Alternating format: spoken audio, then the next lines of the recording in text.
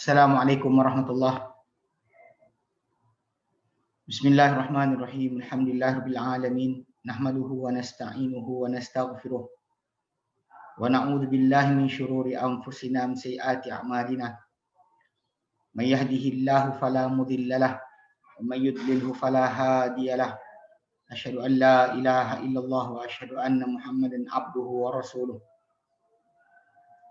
Allahumma salli ala Muhammad wa ala ali Muhammad kama sallaita ala Ibrahim wa ala ali Ibrahim wa barik ala Muhammad wa ala ali Muhammad kama barakta ala Ibrahim wa ala ali Ibrahim fil alamin innaka Hamidum Majid. Rabbi shrah li sadri wa yassir li amri wahlul 'uqdatam min lisani yafqahu qawli amma ba'd. Alhamdulillah, kita bersyukur kepada Allah SWT dapat kita kumpul lagi.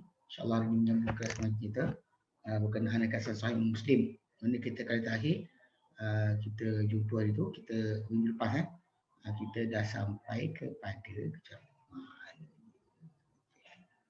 Kita dah habiskan berkenaan dengan solat solat witir. Solat witir. Okey. Last kita ambil itu kita ambil berkenaan dengan berkenaan orang yang yang tertidur daripada hizib atau bacaannya. Maksudnya kalau dia bimbang dia tak boleh jaga, maka digalakkan untuk dia solat dahulu sebelum tidur. Okay? Dan kemudian kalau sekiranya dia rasa mampu untuk bangun, solat di akhir malam tu lebih baik. Kemudian perbincangan kita berkenaan dengan siapa yang terlepas solat malam dia, maka dia boleh untuk solat pada siang hari macam yang Aisyah bin Haji ceritakan, dan dengan solat 12 rakaat pada siang hari. Kemudian yang ujung daripada hadis tersebut, bab tersebut kita bincang berkenaan tajuk hadis Nabi tentang turunnya Allah Taala ke langit dunia, yang mana Allah Taala berseru setiap malam, tak ada siapa nak minta aku berikan, tak ada siapa nak berdoa supaya aku mustajabkan, tak ada siapa minta aku berikan, dan adakah siapa yang ingin minta ampun padaku, lalu aku ampunkan. So kita kata ini adalah di antara hadis yang berkenaan dengan asma dan sifat Allah Subhanahu Wa Taala. Sepatutnya seorang tu beriman saja tanpa persoalan. Tak perlu nak bahaskan panjang lebar, sebab kita macam sebut itu beriman untuk beramal. Kita beriman untuk beramal. Kita terangkan macam dalam surah Al-A'raf. Penjelasan Imam Al-Qurtubi tentang pendapat salaf ataupun kata-kata salaf dalam perkara tersebut. Okey. Jadi insya-Allah kita masuk tajuk baru.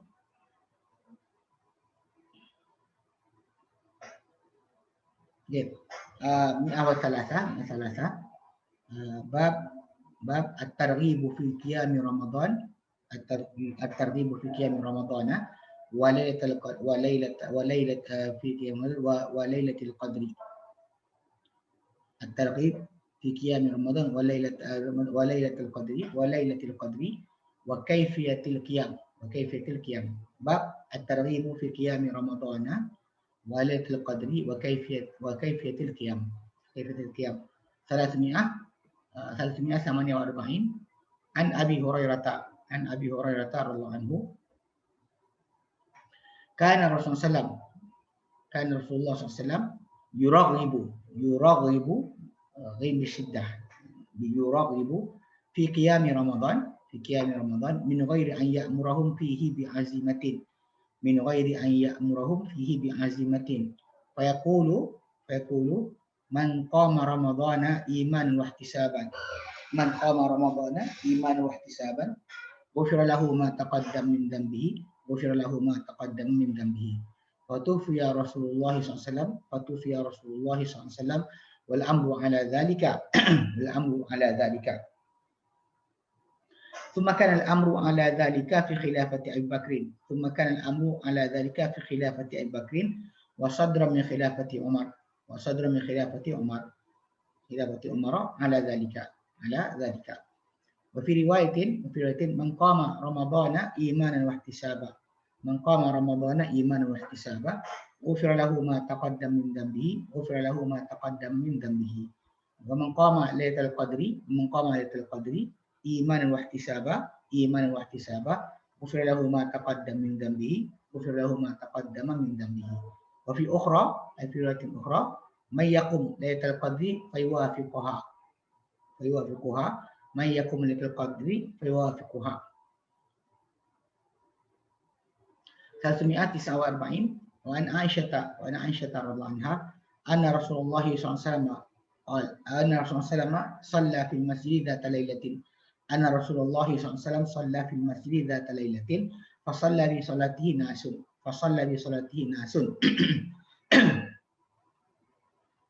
ثم صلى من القابلة فكثر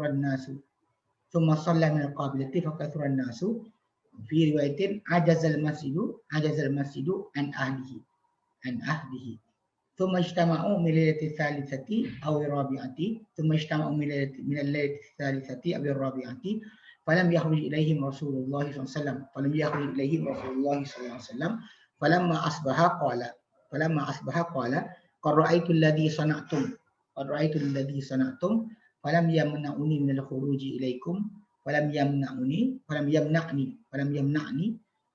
إليكم إلا أني خشيت أن يفترض عليكم قال وذلك في رمضان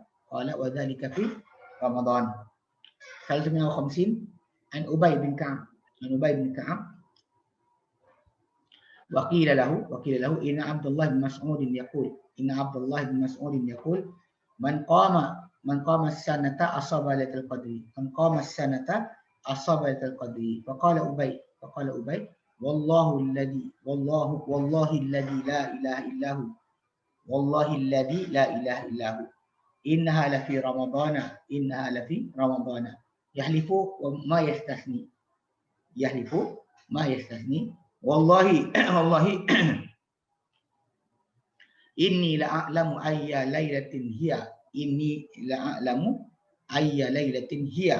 هي الليلة التي أمرنا هي الليلة التي أمرنا بها رسول الله صلى الله عليه وسلم بقيامها هي الليلة التي أمرنا بها رسول الله صلى الله عليه وسلم بقيامها هي ليلة صبيحة 27 هي ليلة صبيحة 27 وأمارتها أن تطلع الشمس في صبيحة يومها بيضاء لا شعاع لها.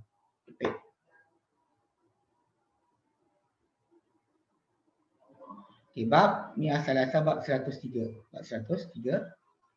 Bab At-Targhib fi Qiyam Ramadan. Bab galakan. Kalimah targhib maksudnya galakan Bab galakan fi Qiyam Ramadan dalam atau mengenai Qiyam Ramadan.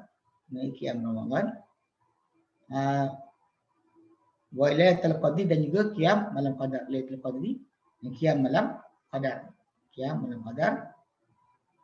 Itu wal kaifiyat qiyam dan cara qiyam. Jadi tajuknya akan sambung lagi ke depan Baik. Dia kata an Abi Hurairah radhiyallahu anhu. Dia kata kana Rasulullah SAW dahulunya Rasulullah SAW yuraghibu menggalakkan fi qiyam Ramadan pada qiyam Ramadan. Ini kita bincangkan ini kenaan macam qiyam lail Dia apa yang kita solatkan bermula lepas isyak sampailah ke subuh. Itu dipanggil qiyam. Cuma kita kata kalau sekiranya orang tu tidur dahulu dengan baru dia qiyam tu datang dengan nama khas dia tahajud. Tinggalkan tidur. Nama khas dia. Tapi kalau seandainya dia kata dia tak tidur, dia buat awal malam, kemudian dia solat, kemudian tidur, kemudian besok pagi dia bangun, yang dia laksanakan tu dia mainkan sebagai qiyam, menghidupkan malam, mendirikan malam. Okey. Dia kata dahulunya Rasulullah SAW menggalakkan fi qiyam Ramadan mengenai qiyam Ramadan. Dia kata min ghairi an ya'murana fihi bi azimatin, dengan tanpa baginda memerintahkan kami padanya dengan azimah. Azimah. Azimah ni maksudnya kemestian lah. Okey, kemestian. Kita fayaqul, maka Nabi SAW bersabda, man qama ramadhana iman wa ihtisaban, siapa yang qiyam Ramadan kerana beriman dan ihtisab, mengharap ganjaran Allah Taala, ghufira lahu ma taqaddama min dhanbi, diampunkan apa telah lalu daripada dosa dia. Apa yang telah lalu daripada dosa dia. Okey. Fatufi Rasulullah, maka telah wafat Rasulullah, mati Rasulullah, wal amru ala zalika, dan urusan adalah di atas itu. Tumakan al amru ala zalika fi khilafati Abu Bakar, kemudian keurusan adalah di atas itu pada khilafah Abu Bakar. Wa sadran min khilafati Umar. Ada apa permulaan awal daripada khilafah Umar. Ala zalika, di atas itu. Di atas itu. Wa fi riwayatin, dan riwayat lain, man qama ramadhana, masa qiyam Ramadan, masa qiyam Ramadan, iman wa ihtisaban, kerana beriman mengharap ganjaran Allah Taala, ghufira lahu ma taqaddama min dhanbi, diampunkan pihak lalu daripada dosa-dosanya. Wa man qama lil qadri iman wa ihtisaban, dan masa qiyam Ramadan, kerana beriman dan mengharap ganjaran Allah Taala, ghufira lahu ma taqaddama min dhanbi, diampunkan pihak lalu daripada dosa-dosanya. Okey. Dia hadis ni yang jelas datang dengan pengertian bahawa qiyam ni, qiyamul lail pada malam Ramadan, pada Ramadan, termasuk daripada sunat-sunat atau solat-solat tambahan yang bagus, yang elok, dan bahkan di antara amalan paling afdal, amalan kebajikan yang paling afdal. Tak ada percanggahan mengenai masalah qiyam ketika bulan Ramadan, paling afdal, bagus dan sebagainya, tak ada siapa bercanggah. Okay. Tapi percanggahan hanya berlaku pada apa yang afdal dalam qiyam Ramadan. Okey.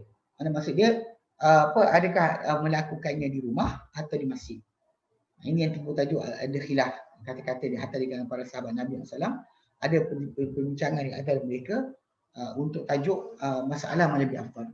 Maka Imam Malik dan juga sebahagian daripada ulama Syafi'i serta Abu Yusuf, Abu Yusuf, murid Imam Abu Hanifah, mereka mengatakan bahawa pelaksanaan dia di rumah lebih afdal bagi siapa yang berupaya atau kuat untuk itu. Dan kerana dahulunya Nabi SAW qiyam pada masjid, Nabi tinggalkan itu. Tinggalkan. Okey. Jadi maksudnya yang pertama ni kata yang afdalnya buat di rumah, bukan di masjid. Dan Nabi pernah buat di masjid tapi tinggalkan. Okay. Kemudian satu pendapat lagi kata, siapa conteng ni? Okey, satu pendapat lagi kata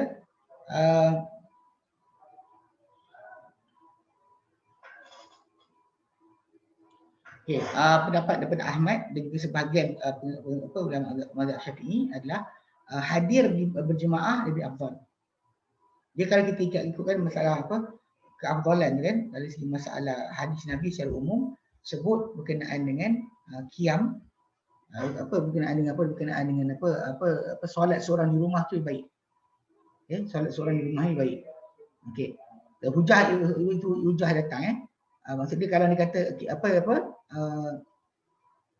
maksudnya kalau dia kata dia qiyam di rumah tu baik, sebab Nabi kata dalam hadis yang sahih, dia kata khairu salatil mar'i fi wajhihi ilal maktubah, sebaik-baik solat seorang itu ada di rumahnya kecuali yang fardu saja. Yang fardu maka digalakkan di masjid. Ditekankan di masjid. Bukan galak, ditekankan di masjid. Adapun kalau dia kata solat sunat, digalakkan di rumah. Ini ada hasil Nabi. Cuma pada masa sama, galakkan untuk solat berjemaah tu ada.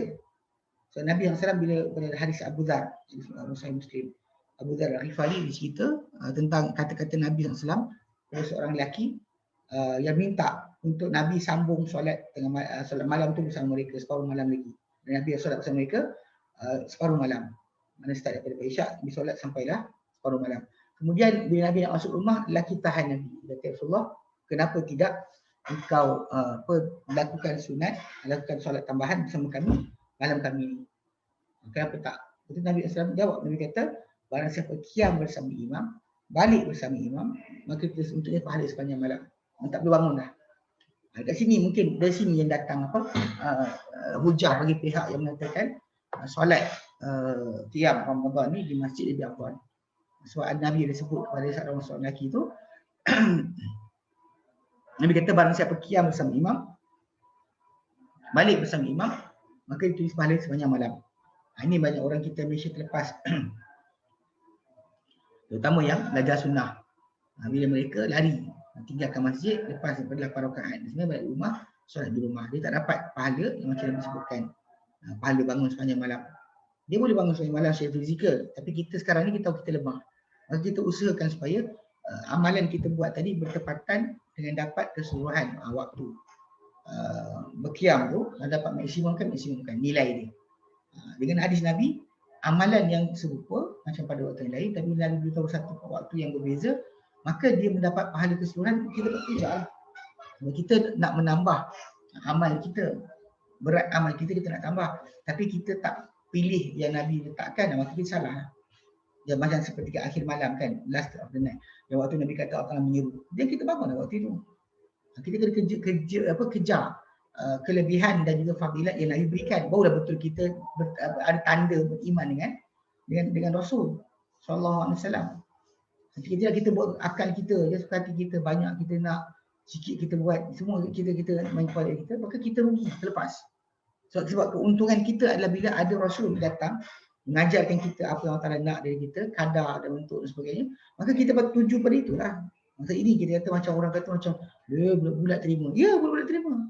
So Nabi SAW memang itulah kerja kita. Kita apa Nabi sampaikan kita terima, bukan kita persoalkan. Maksudnya kalau kita faham itu memang ada segi sujud dalil, memang pihak yang kata afdal solat malam ni di rumah, dia dalil dia, tapi umum dia ada yang hadis Nabi sembang dengan seorang lelaki ketika dia nak suruh Nabi sambung solat malam sampai ke pagi kalau boleh, dia nak panjang masa lagi. Kita imam balik awal lagi kita seronok. Tapi para sahabat Nabi SAW ada perangai macam tu. Jadi bila Nabi kata pada dia, bila barang siapa qiyam bersama imam, balik bersama imam. Imam qiyam, dia qiyam, imam balik dia berhenti. Ditulis pahala sepanjang malam. So kita ada kelebihan kat sini juga. Dua sudut ni ada. Baik. Dan hujah juga oleh orang yang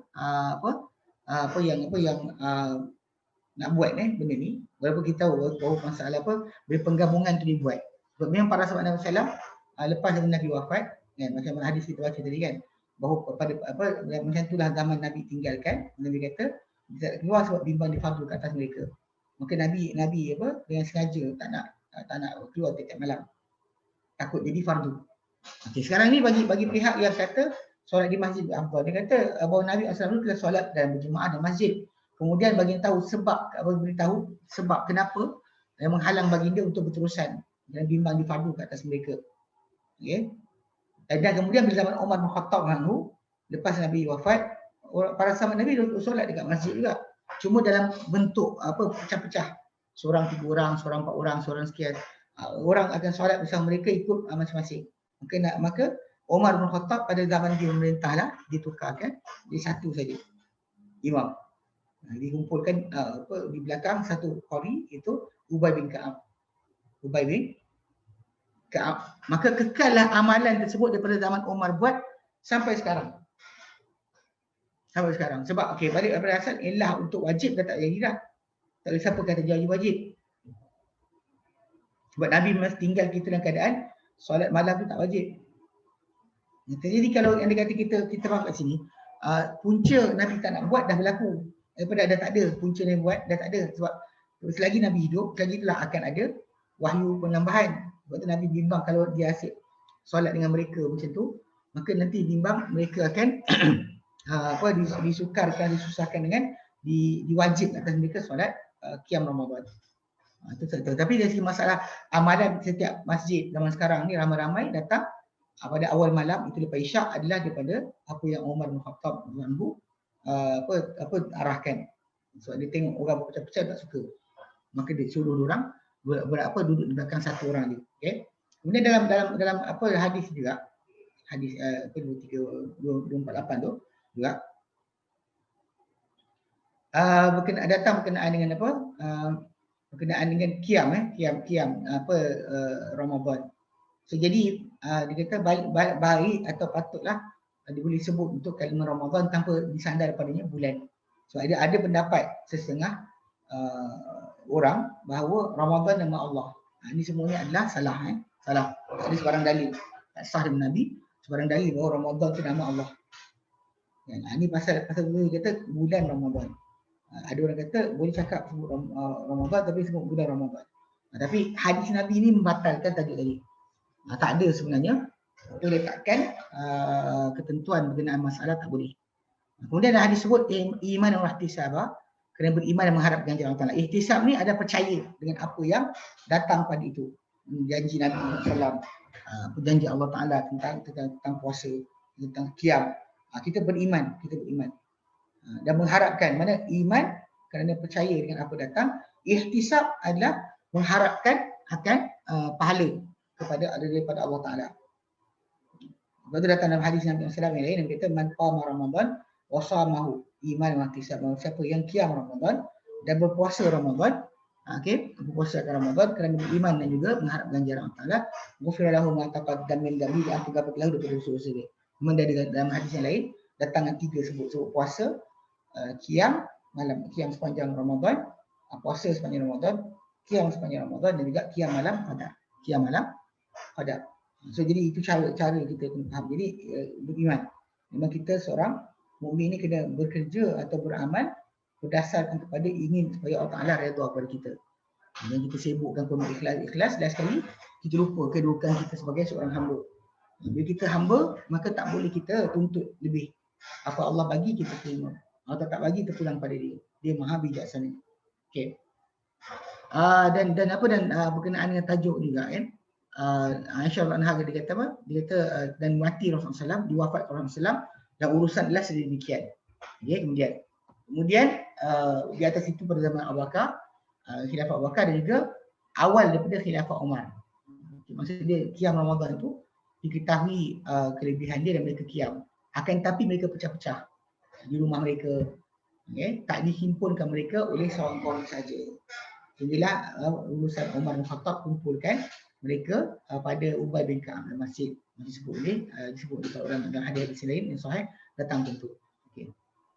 Faham Jadi sudutnya memang ada. Jadi sebenarnya Imam Malik rahimahullah patutnya dia lebih kuat berpegang tajuk ni sebab dia beramal dengan amalan ahli Madinah. Dan ahli Madinah memang beramal sampai sekarang. Memang qiyam tu ada dibuat di masjid macam Umar buat. Sebab lepas Umar buat tu semua jadi tradisi. Tahun demi tahun sentiasa solat qiyam di masjid tu dilaksanakan. Okey. Jelas kan saja masa qiyam Ramadan ni memang digalakkan, ditekankan. Patut kita kata cuma masalah mestikah di masjid rupanya tidak. Memang kita kata kalau tak ada kekuatan pun memang kita dituntut gitu tak lebih dari itu. Baik. Jadi maksud dia apa bila zaman Umar gabungkan di belakang Ubay bin Ka'ab. Jadi bermula dari itulah tarikh kita kata sampai sekarang dibuat secara berjemaah di masjid. Ada awal malam awal malam. Umar bin Khattab dia mintas, nanti dia sebut apa dia cakap ketika mana dia mintas dengan orang ramai tengah solat. Okey, kemudian para ulama bercanggahan pula berkenaan dengan berapakah jumlah qiyam Ramadan ni. Isi Imam Malik rahimahullah 36. Kerana itu adalah amal ahli Madinah yang bercantum. Ahli Madinah lepas Nabi tak ada, amal diorang masih lagi berterusan di atas situ. 36. Okey. Dan berkata Nafi', okey. Dia kata aku tak sempat dengan orang ramai, dia kata kecuali mereka ni telah qiyam 39. Mana 36 tu solat kemudian tambah 3. So dia yang qiyam Ramadan tu dengan jumlah 36 campur 3. 3 campur 3, 29 lah. 3 campur 3, 29. Imam Syafi'i rahimahullah berkata 20.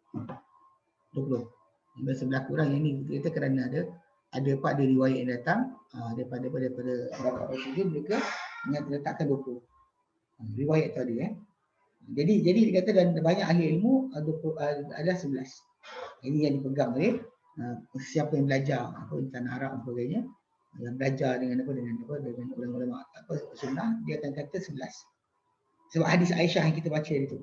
Aisyah radhiyallahu anha kata tidak lebih Rasulullah 11 rakaat, tidak dalam Ramadan, tidak di luar Ramadan. 11 rakaat sentiasa. Cuma bila kita baca itu dekat dalam bentuk qiyam Nabi ada je 15. 15 ada 13 ada. So jadi kalau kita ikut itu memang ada jumlah yang lain. Cuma siapa yang nak pegang terus dengan kata 11, dia kekal lah. Dia berkeras dengan kata 11. Okey. Nanti kita bincang bila tentang malam qadar ni, kita bincang lagi. Depan sikit, nanti bab yang akan datang kita bincang lagi. Baik. Kemudian dia kata sini, dia kata dalam riwayat tersebut, dia kata okey. Dia kata wa may yakum al-lailatul qadri fa yuwafiquha. Barang siapa qiyam malam qadar lalu bertepatan dia dengan malam tersebut. Berkebetulan dengan malam tersebut. Okey. Kemudian wa Aisyah bin Aisyah anha. Kata ada Rasulullah SAW salla fil masjid dzat lailatin. Baginda telah solat dalam masjid pada satu malam. Fa salla bi salatihi nasun. Dia telah solat dengan solat baginda, ikut solat baginda sekumpulan manusia. Thumma salla min qabilati fa kathura nasun. Kemudian baginda solat pula pada yang mendatang, hari berikutnya. Lalu ramai manusia. Okey. Wa fi riwayatin, ada satu riwayat dia kata adazal masjidu an ahli, sampai masjid lebah, tak mampu untuk penampung penghuni dia. Mana orang yang datang masjid tadi punya ramai sampai tak muat masjid. Kemudian semua ijtama'u min setiap rabi'ah, mereka berhimpun pada malam yang ketiga ataupun keempat. 3 atau 4. Lepas bangkian tu selama berapa hari dia 3, kemudian berapa hari apa atau 4. Jadi bila kita kata bila Nabi solat bila mereka berhimpun pada malam ketiga atau keempat, falam yakhruj ilaihim Rasulullah SAW, aku tak keluar kepada mereka Rasulullah SAW. Falamma asbaha, bila baginda bangkit pagi saja, qala, baginda bersabda, qad ra'aitu alladhi sana'tum falam yamna'ni min khuruji ilaikum. Dia kata, aku telah lihat apa yang kalian lakukan dan tidak menghalang aku daripada keluar kepada kalian, melainkan anni khasyitu an yuftarada alaikum, aku bimbang difardukan ke atas kamu. Qala wa dzalika fi Ramadan, itu adalah dalam Ramadan. Dia benar-benar kadang-kadang Allah Taala tak perintahkan. Kursi ini sikit. Okey. Tidak perintahkan untuk buat. Tapi bila orang seseorang tu berjanji dengan Allah Taala untuk laksanakan satu, dia kena tunaikan. Sekali mana dalam lingkungan ibadat, ketaatan dia. Tapi kalau maksiat tak boleh langsung bergeraklah. Tapi bila kita faham itu, memang Nabi solat bersama para sahabat, tapi Nabi sengaja tak nak keluar, takut akan jadi fardu. Sebab memang kadang-kadang boleh. Contoh. Apa perkara yang diorang asal tak diwajibkan, diorang sibuk buat sampai last sekali jadi wajib. Kita lihat dalam ayat 187 surah Al-Baqarah. Allah nyatakan uhilla lakum lailatas siyamir rafathu ila nisaikum. Dihalalkan malam berpuasa itu untuk kamu bercakap perkara yang bau kepada persembahan dengan isteri-isteri kamu. Hunna libasun lakum wa antum libasun lahun. Mereka adalah pakaian kalian, kalian adalah pakaian mereka. Penggunaan boleh itu halal. Kemudian Allah kata alim Allah annakum kuntum takhtalun anfusakum. Allah akan tahu bahawa kalian mengkhianati diri kalian sendiri. Sebab punca dia kalau kita baca dalam asal nuzul ayat ni adalah para sahabat Nabi SAW bila turun perintah berpuasa pada siang hari. Diorang automatik tiba-tiba ingat malam hari tak boleh buat hubungan dengan isteri. Mana tak turun lagi dalil apa-apa. Jadi diorang dah buat keputusan. Bila keputusan itu dibuat oleh mereka, maka bila Allah SWT betulkan balik, mereka janji tak nak buat hubungan dengan isteri pada malam. Tapi seorang-seorang terlanggar akan larangan tersebut. So bila terlanggar apa benda yang mereka janji Allah Taala. Allah Taala kata alimallahu annakum kuntum takhtalun anfusakum. Allah tahu bahawa kalian mengkhianati diri kalian sendiri. Lalu Allah Taala kurnia taubat ke atas kalian. Dan Allah Taala maafkan kalian. So bila Allah Taala kurnia taubat, maaf, maksudnya benda mereka asalnya janji pada diri mereka sendiri kepada Allah Taala, asalnya benda itu sunat tapi jadi wajib. Sebab tu bila kita kata kat sini kan, macam mana Nabi boleh rasa runsing tentang buat benda tapi jadi fardu. Sedangkan kan Nabi wahyu hanya diceritakan Nabi sallallahu alaihi wasallam. Sebab perkara-perkara ni kalau kita faham Nabi SAW kan kebimbangan dia difardukan tu sebab memang boleh kalau orang ramai sibuk wajib atas diri mereka kerana benda tertentu, maka mereka jadi turun hukum. Macam orang-orang yang Kristian kan. mereka Allah Taala tak pernah suruh pun mereka jadi priest. Maksud jadi priest tadi dia tak nak kahwin, tak nak sekian. Benda tu Allah tak minta pun. Dia rahbaniyah rahbaniyah. Okey, surah Al-Hadid ayat yang ke-27. Okey, dah ayat kedua berkenaan katakan summa qafaina ala asarihim bi rusulina. Kemudian kami susulkan ke atas jejak-jejak mereka ni, jejak Ibrahim, Nuh, sebutkan nama-nama para anbiya Nuh, Ibrahim dan sebagainya, keturunan mereka. Allah kata kemudian kami susulkan di atas jejak-jejak mereka ni utusan-utusan kami. Wa qafaina bi Isa bin Maryam, dan kami susulkan dengan Isa bin Maryam pun datang. Wa atainahul injila, dan kami jadikan dan berikan mereka Injil. Wa ja'alna fi qulubil ladina tabauhu ra'fatan wa rahmah, dan kami jadikan dalam hati pengikut Isa alaihissalam ra'fatan wa rahmah, kehalusan, kelembutan dan juga sifat belas. Kemudian warahbaniyah tadi tada'uha, sedangkan rahbaniyah priesthood tu mereka itada'uha, mereka bid'ahkan dia. Kemudian apa Allah kata fama ra'auha haqqa ri'ayatiha. Okey, jadi mereka apa Allah kata rahbaniyah mereka ma katabna alaihim illa tiwaban ridwanillah, kami tak pernah wajib atas mereka kecuali supaya mereka mengikuti akan redha Allah Taala, mencapaikan redha Allah Taala. Fama ra'auha qari'atan, tapi bila mereka dah ambil rahbaniyah tu tapi mereka tak jaga pun. Ini benda yang maksud saya, bila kita benda tu asalnya tidak wajib tapi boleh jadi wajib bila kita asyik beramal. Macam inilah kisah ni, walaupun Nabi adalah tempat utama datangnya wahyu, tapi Nabi ni pun faham bila benda tu Allah Taala boleh jadikan benda tu wajib atas perbuatan kita sendiri. Macam kes para sahabat tak nak sentuh isteri pada malam Ramadan, yang Allah tak pernah larang pun. Tapi bila mereka duduk bising-bising, maka berlaku banyak kejadian, maka Nabi SAW pun terima wahyu Allah Taala. Dia kata malam Ramadan tu dihalal untuk kita berhubungan isteri. Itu konsep dia kena faham. Jadi macam tu, macam kes lagi kan, surah Al-Hadid ayat yang ke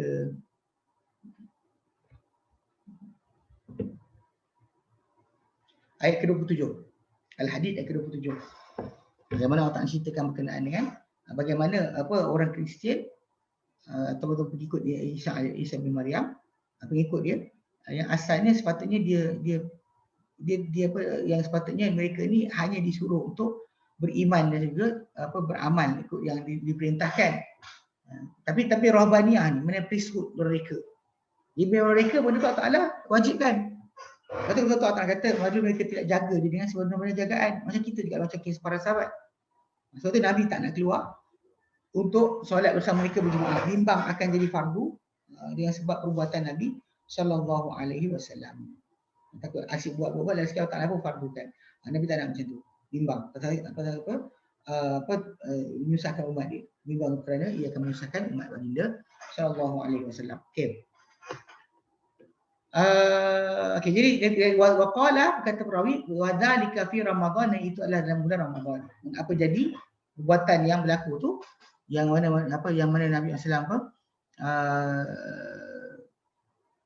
dah keluar solat beberapa hari, kemudian tinggalkan tak nak solat bersama para sahabat sebab bimbang jadi fardu. Okey. Jadi yang kita sebut tadi kan macam masalah jumlah rakaat kan. Memang khilaf tu berlaku dan memang diriwayatkan daripada para sahabat sekian jumlah. Jadi benda tersebut memang kita tahu ada jumlah-jumlah tertentu. Cuma yang banyak orang paksakan macam saya kata adalah 11 rakaat lah. Tapi 11 rakaat kita kata ambil jumlah tapi tak sama pun masalah panjang dia. Panjang solatnya tak sama. Kalau kita solat jumlah sikit maka bacaan kena panjang. Kalau kita solat kita panjang bacaan kita, maka jumlah rakaat kita sikit. Itu patut kena uzur sikit kerana banyak orang tak tahu. Okey. Kemudian dalam hadis tersebut datang berikutnya Ubay bin Ka'ab, Waqiyah lahu, dikata kepada Ubay bin Ka'ab, inna Abdullah bin Mas'udin, bahawa Abdullah bin Mas'ud radhiyallahu anhu yaqulu, berkata, man qama, bersiapa qiyam as-sanata, setahun, bersiapa qiyam selama setahun, asaba lailatul qadri, dia pasti terkena atau bertepatan dengan malam qadar. Memang betul lah, kalau ikut logik macam tu lah. Lalu macam perkara ni daripada segi asas maksud betul. Tapi dari segi amalan tak macam tu. Memang kita disuruh qiyam kepada sepanjang malam yang ada, tapi kita lebih patut qiyam pada Ramadan yang ada kelebihan tambahan daripada Allah Ta'ala dan Nabi yang SAW berikan. Dua-dua datang kelebihan. Okay. Jadi dia kata faqala Ubay, maka dia berkata Ubay bin Ka'ab dalam mendengar akan kata-kata ataupun saranan yang diberikan oleh Ibn Mas'ud radhiyallahu anhu. Faqala Ubay, maka berkata Ubay bin Ka'ab, wallahi, demi Allah, wallahi alladhi, demi Allah yang la ilaha illahu, tiada Tuhan melainkan dia. Demi Allah yang tiada Tuhan melainkan dia. Demi Allah yang Tuhan melainkan dia. Innaha la fi Ramadan, sebenarnya ia benar-benar dalam Ramadan. Yahlifu wa la yastahdi, dia bersumpah dan tidak kata istisna. Istisna ni kita kata insya-Allah. Wala apa?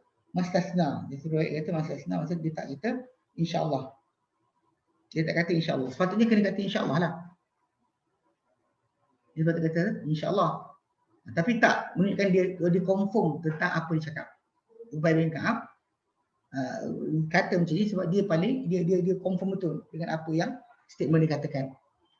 Dia kata wallahi, dan demi Allah, inni la'lamu ayyalatin hiya, sebenarnya aku benar-benar tahu malam manakah ia.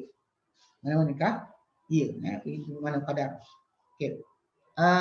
Hiya lailatul lati amarna biha Rasulullah bi qiyamiha. Ia adalah malam yang memerintahkan kepada kami padanya pada waktu malam tersebut Rasulullah SAW agar kami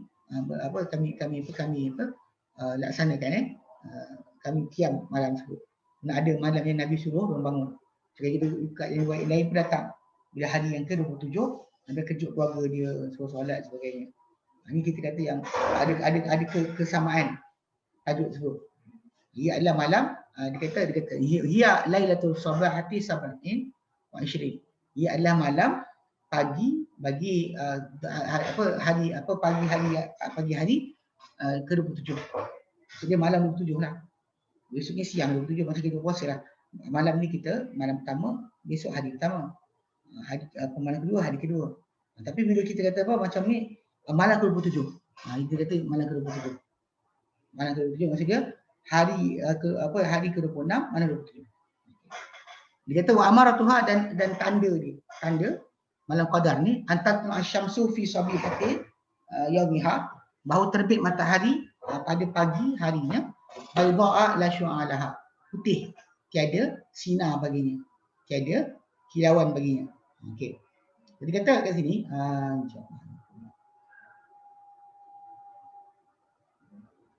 okey. Dia kata kat sini okey.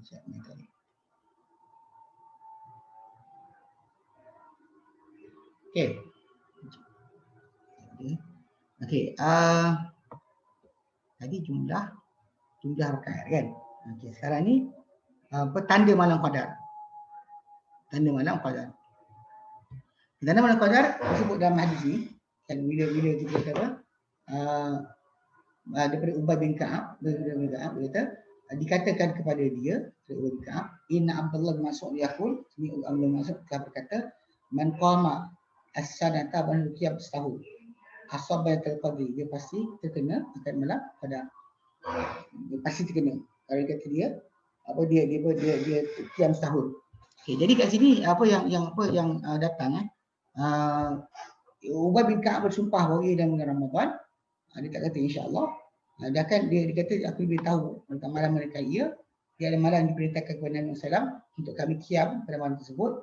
Ia adalah malam pagi Ramadan. Malam bagi pagi 27 Ramadan. Okey, dan tanda dia kata wa amaratuha antat asyamsu fi sawihati yaumiha bayda'a la syu'a, bahawa terbit matahari pada pagi hari tersebut putih, tidak ada sebarang kilauan. Tak ada keterikan lah, tak ada keterikan. Okey. So dia kata sini okey, jadi bila kita sebut tentang malam qadar ni semua kejar malam qadar. Cuma soalannya adakah anda perlu melihat benda ajaib baru dikira anda telah berjaya berdoa, kepada berdoa kepada Allah Taala pada malam tersebut. Ada soalan ni, adakah bertepatan atau kita kena tahu tanda-tanda dia direct. So balik pada asal dua yang atas tadi, may yakum, dia kata may yakum al-qadri fa yuwafiquha, benda qiyam malam qadar lalu dia bertepatan dengan malam tersebut. Kebetulan bertepatan. Jadi kita kata apa, jadi kita lihat ya, malam qadar ni okey. Maksud dia qadar, ikhtilaf al-qadari ayat apa, malam qadar. Qadar tu maksud dia. Kat sini Ibn Abbas radhiyallahu anhu kata qadar tu adalah azamah, keagungan, kebesaran, malam kebesaran atau malam keagungan. Kemudian yang pendapat kedua daripada Mujahid bin Jabr, qadar itu adalah maksud dia takdir benda-benda daripada urusan setahun. Mana apa yang akan jadi setahun pada waktu Allah Taala, maka dia akan ditulis kepada malam tersebut. Cuma nak faham kat sini sebab apa? Sebab kita sebenarnya dah ada qadar. Qadar di sisi kita ni ada qadar yang mubram mubram. Maksud mubram tadi yang dah putus, takkan siapa boleh alih. Contoh macam kita lahir anak siapa, mak bapak kita siapa. Ini semua benda kita tak pilih. Tapi benda ni tuan sedang qadar Allah Taala, tentuan dia. Okey. Jadi untuk apa, kita tengok kalau kita faham kat situ, ketentuan Allah Taala kepada manusia ni ataupun Allah Taala kepada manusia ni dapat dicapai atau difahami dengan apa, dengan apa, maksudnya ada yang awal, ada yang tetap, ada yang boleh berubah. Okay, maksudnya bila kita sibuk berdoa Allah Taala, minta kebaikan sebagainya, sebab kita tak tahu kita tulis sebagai apa. Apakah kita dah tulis sisi Allah Subhanahu Wa Taala. Sebab qadar ni telah tercatat. Cuma banyak mana yang kita sempat nampak kita tahu, kita takkan boleh lari lah. Kalau kita tahu ia akan berlaku, takkan lari. Ini qadar yang pasti berlaku. Ini takdir. Tapi dalam masa yang sama, Allah Taala ada agih-agihkan, ada qadar yang kita macam ketika kita dalam alam roh, Allah Taala takdirkan. Kemudian Allah Taala takdirkan pula ketika mana hari ke-40 persemuan apa dia firman dan umum. Dalam surah Al-Abasa, qutila insan ma akfara min ayyi shay'in khalaqah min nutfatin khalaqahu faqaddara. Kecelakaanlah manusia ini dan kufurnya dia, daripada apakah dia dijadikan, tak pernah fikir daripada apa dia dijadikan, daripada nutfah insan air Allah ciptakan, lantas Allah tentukan. So the main tajuk kromosom atau genetik tu bermula daripada the first day 24 hours persenyawaan berlaku. Dan kepala sperm tu akan ada traits daripada bapa, yang ovum tu ada traits daripada mak, bergabung maka keluarlah makhluk baru. Okey, maksudnya memang ada takdir. Dan kita ada takdir di situ, ada takdir hari sekian. Baru ada takdir ni lah, takdir yang tu yang kita panggil apa? Disuruh kita berdoa dan minta kepada Allah Taala. Jadi kita kena faham, bila Allah tak bagi, Allah Taala lebih tahu kenapa. Okey. Jadi ada yang kata bahawa malam qadar tu adalah maksud dia kata membawakan takdir-takdir kepada tempat-tempat waktu-waktunya. Ada kata ditakdirkan pada waktunya penurunan Al-Quran. Waktu kebetulan ditakdirkan pada waktunya keturunan itu adalah qadar. Qadar tu maksudnya ketentuan turunnya Quran pada malam tersebut. Allah alam. Tapi yang pentingnya kita faham bahawa malam qadar ni ada khilaf. Tapi yang banyak para ulama pegang pendapat Mujahid bin Jabr yang kata bahawa malam qadar tu adalah malam di mana ditetapkan takdir untuk setahun bagi sekian makhluk Allah Taala. Untuk setahun. Tahun depan kita doa lagi. Pada kita dapat doa lagi. Kita bukan berhenti Baik. Okey.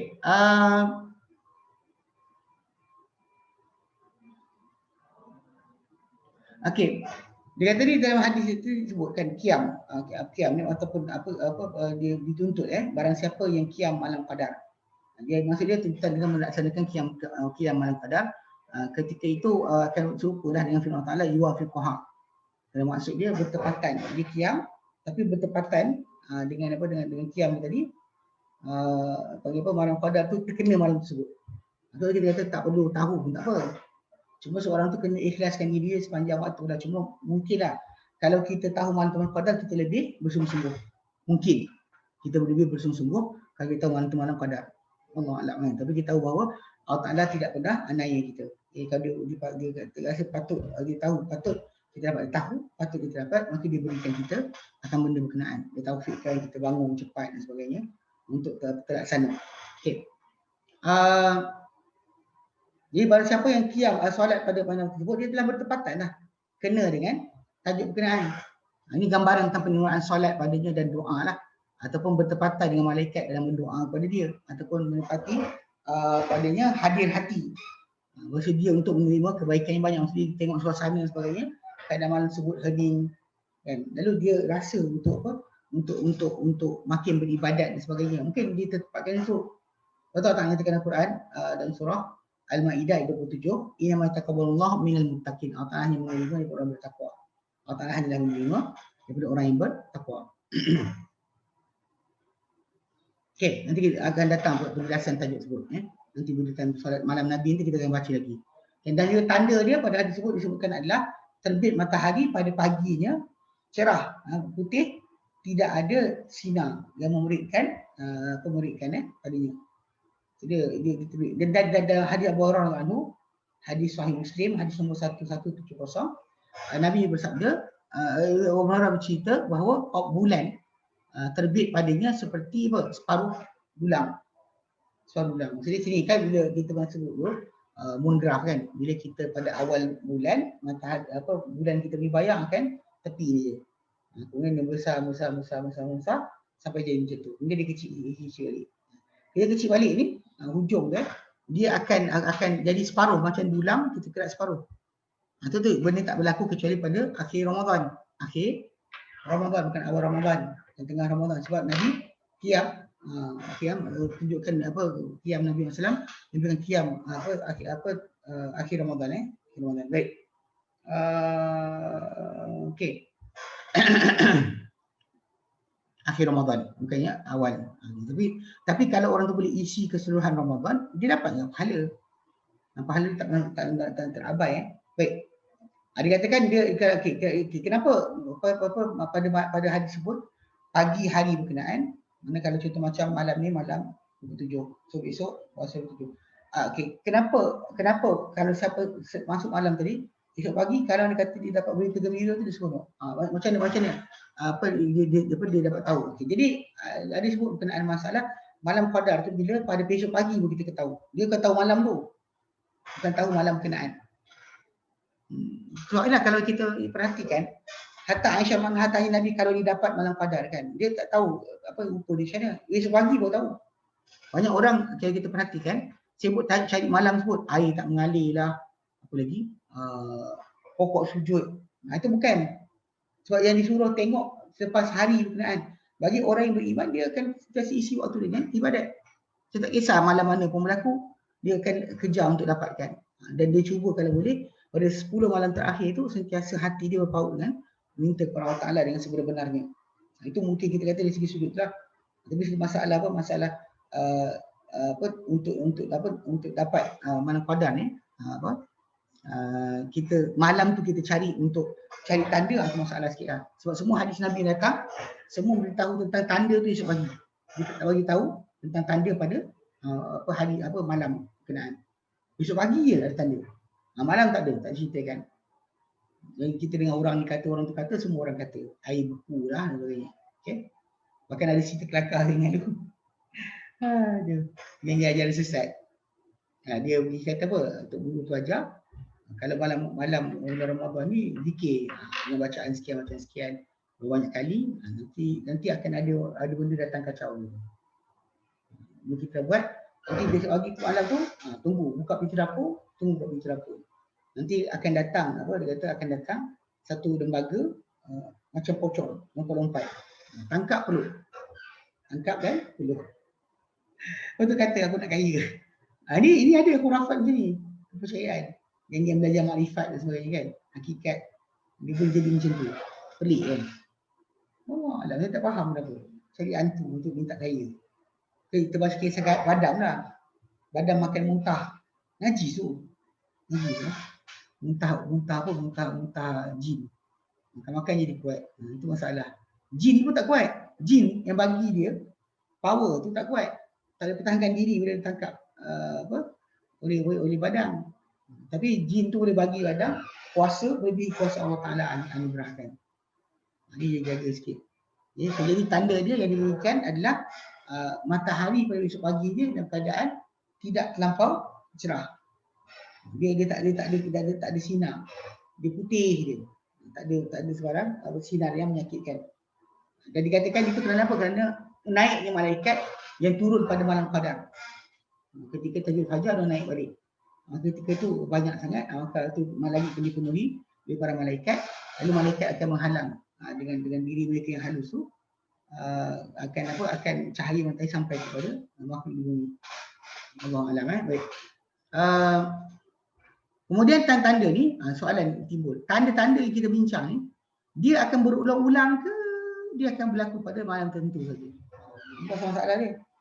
Sebab kita tanya tanda tu, kita tanda tadi. Adakah dia berulang? Setiap malam, ataupun ada setiap malam, ataupun dia kadang-kadang ada, kadang tidak. Jadi kalau kata itu, tanda tersebut, untuk malam berkenaan sahaja, ya, kita akan dapat idea untuk kejar malam Qadar dengan tepat. Tapi oleh kerana Nabi tak beritahu pun benda tu memang akan berulang macam tu. Cuma pagi tu dah lepas lah. Baru tahu. Before that, tak ada. Tapi kita nak apa tak boleh nak define. Berkenaan dengan malam Qadar tu bila. Okay? Lebih tepat yang tidak kita bangun sebelum akhir Ramadan. Itu yang tepat. Okay? Malam ganjil kita boleh. Okay? Okay. Baik, dia kata macam Nabi yang sabdakan. Dia kata arwani asjudu fi sabihatiha fi ma'in wa tinin. Aku lihat diri aku sujud pada awal pagi, ya, pagi-pagi berkenaan.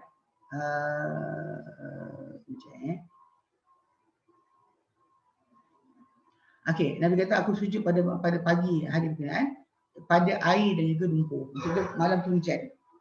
Malam tu hujan. Jadi kita kena ingat juga kadang-kadang ada tempat tak hujan pada malam padarnya. Maksudnya akhir Ramadan tak hujan. Macam nak cakap macam mana? Itu tak boleh kita kata jadikan satu peraturan yang tetap bersedih sebagainya, ya, tapi untuk selesaikan tak ada. Okey. Jadi dia kata, Nabi kata aku lihat. Jadi adakah tanda-tanda malam Qadar ni kalau selepas ni dah kita tak faham. Yang ketika sebelum adakah dia berulang-ulang serupa. Macam dia kata macam Nabi sabdakan itu ayat tanah ni. Jadi ahli ilmu macam yang pendapat tentang masalah adakah boleh berulang lagi waktu. Berulang-ulang lagi dia punya tanda. Okey.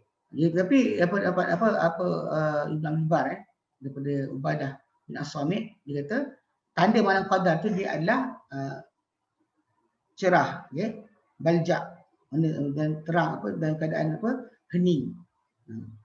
Dan seolah bulan padanya terbit dalam keadaan senyap. Tiada panas, tak ada sejuk, tak sejuk, tak ada panas. Dan tak boleh untuk bintang jatuh meteorit pada malam tersebut sehingga subuh. Ini semua ni sebutan saja sebab kena fahamkan diorang relate kepada contoh malaikat turun apa yang terjadi. Rahmat turun apa yang terjadi. Dia sentiasa bentuk yang jangkaan sahaja. Macam katakan kenaan malaikat bintang tak akan lintas. Sebab malaikat turun semua jin atau syaitan tak boleh nak membuang undi. Allah Allah kita kata tajuk sekarang ni adalah masalah difahami daripada hadis yang lain. Tapi di masalah sebutan Nabi tak sebut pun. Yang betul Nabi sebut hanyalah tanda pada akhir tanda pada akhir itu esok paginya baru tahu adakah tanda tersebut berpadanan dan tidak. Tapi lepas lah. Nanti pagi ni kot. Tapi memang tadi tak solat lah macam mana. Okey. Dia kata okey, dia kata dan bahawa tanda matahari bahawa dia tak keluar pada paginya dalam keadaan bersinar. Jadi dia tak keluar bersinar. Tak ada sinaran padanya. Yang ada hanyalah cahaya terang. Okey, seperti bulan pada malam 14. Malam bulan mengambang. Dan dia kata tak boleh untuk syaitan naik pada hari berkenaan bersama-sama. Tak boleh muncul bersama-sama dengan malaikat itu dengan Allah. Ini sebutan tentang sepatutnya malaikat turun dan syaitan akan lari. Okey. Okey, dan hadis ni baik. Okey, ada soalan setakat ni? Hadis yang berikut ni panjang ni. Hadis berikut panjang. Tajuk panjang. Tak boleh berhenti di tengah. Yang kita bincang kemudian. Baik, ada soalan? Okey. Tak ada ustaz. Ni pasal hari tu apa bila tanya soalan kena marah tu. Tak ada soal. Dia bukannya saya marah pun, kadang-kadang bukan mau tahu awak siapa. Tanya soalan. Saya pelik juga. Cari tu kan. Kira poligami ke siapa? Pertanyaan tak ada masalah. Dan saya penjelasan saya macam tu saya jelaskan. Tak ada timbul tajuk masalah apa kena malu dan sebagainya. Tulis jawablah. Takkan pandai kot. Okey. Assalamualaikum Ustaz, adakah larangan untuk bicara soal takdir Allah Ta'ala? Larangan Nabi bagi tahu. Takdir Allah Ta'ala tu ada. Cuma cara lari takdir tak ada lah. Sekarang ni banyak orang bincang qadar. Orang bincang masalah boleh lari tak? Dan kadang-kadang ada orang gunakan alasan qadar ni untuk tidak ibadat. Itu basic yang kita jagalah. Kalau masalah perbincangan ni untuk mempelajari menjadi redha pada qadar, untuk kita pasrah kepada Allah Ta'ala, untuk lihat kebesaran Allah Ta'ala dalam yang menentu bagi makhluk-makhluknya, itu ya. Itu kita belajar. Tapi kalau dia kata kita belajar untuk contoh lari daripada qadar, cari benda yang menyelamat kita daripada qadar Allah Ta'ala, salah. Itu salah. Kalau bincang takdir pada itu salah. Baik, Allah Alam. Okey. Soalan lain.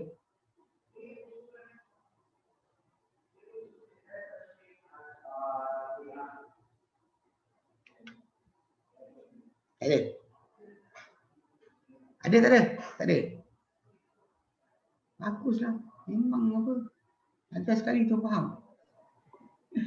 Tak ada. Okey.